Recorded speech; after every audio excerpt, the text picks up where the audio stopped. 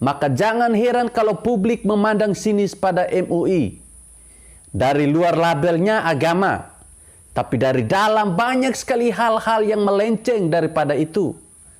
Petingginya kadang bikin kontroversi. Ini lembaga yang benar-benar perlu dipertanyakan integritasnya, meskipun publik sudah paham soal MUI ini. Makanya jangan heran kalau suara seruan agar MUI dibubarkan terus menggema.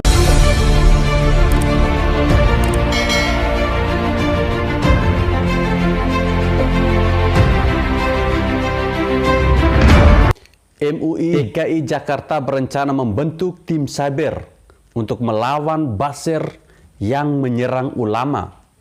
Ketua Umum MUI Jakarta, Munahar, berharap Infokom MUI DKI bisa amar ma'ruf nahi mungkar untuk melawan para buzzer yang telah meresahkan umat Islam. Sebab pasalnya mereka dinilai telah menghantam ulama dan mendiskreditkan umat Islam.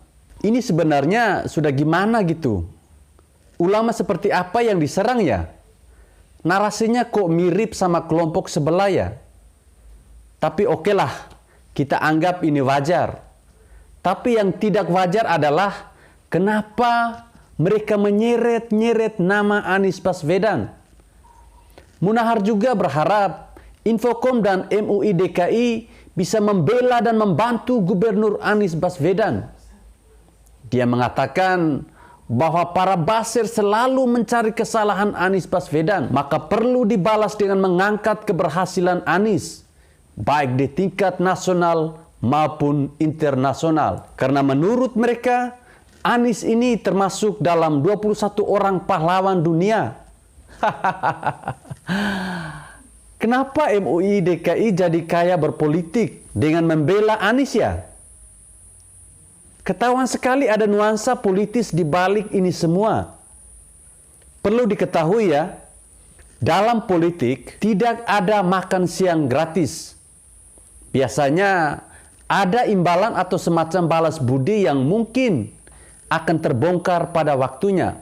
Maka jangan heran kalau publik memandang sinis pada MUI. Dari luar labelnya agama, tapi dari dalam banyak sekali hal-hal yang melenceng daripada itu. Petingginya kadang bikin kontroversi. Bahkan baru-baru ini ada yang malah ditangkap oleh Densus 88. Sekarang malah dengan konyolnya membongkar rencana untuk membantu Anies. Ini juga menjadi bukti kalau MUI memihak kepada salah satu pihak. Ini apa bedanya dengan LSM? Kalau tidak salah, MUI dapat dana dari pemerintah ya? Khususnya dari pemerintah DKI Jakarta. Ini lembaga yang benar-benar perlu dipertanyakan integritasnya. Meskipun publik sudah paham soal MUI ini. Makanya jangan heran kalau suara seruan agar MUI dibubarkan terus menggema di bangsa ini. Lembaga ini sekarang seperti alat untuk mencapai tujuan lain. Sangat tidak jelas. Mungkin sudah saatnya pemerintah mengaudit lembaga ini.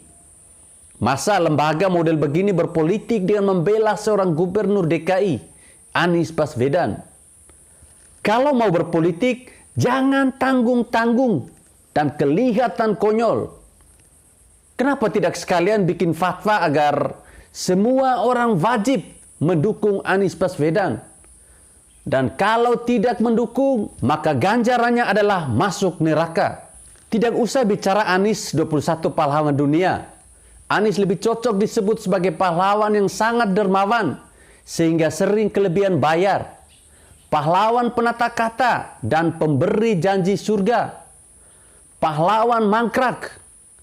Dan mungkin juga pahlawan penata pohon di Monas. Mungkin ini ada kaitannya dengan berita beberapa hari yang lalu soal dana hibah, di mana ada perbedaan alokasi dana hibah antara MUI Jakarta, PWNU DKI Jakarta, dan PW Muhammadiyah Jakarta. MUI menerima sekitar 10 miliar rupiah, sedangkan NU dan Muhammadiyah hanya senilai 2,7 miliar dan 1,89 miliar.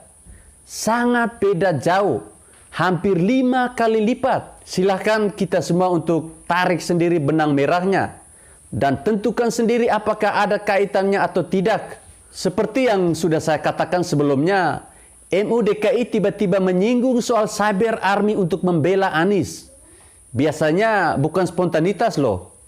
Kemungkinan besar sudah ada niat ke sana. Lagian, ini sangat jauh dari tupoksi MUI. Orang paling awam pun tahu kalau MUI tidak boleh mengurusi politik, apalagi secara langsung maupun tidak langsung mendukung salah satu orang tertentu. Tidak ada ceritanya MUI bentuk pasukan cyber untuk bela Anies, yang malah jadi terlihat seperti buzzer. Ada apa ini?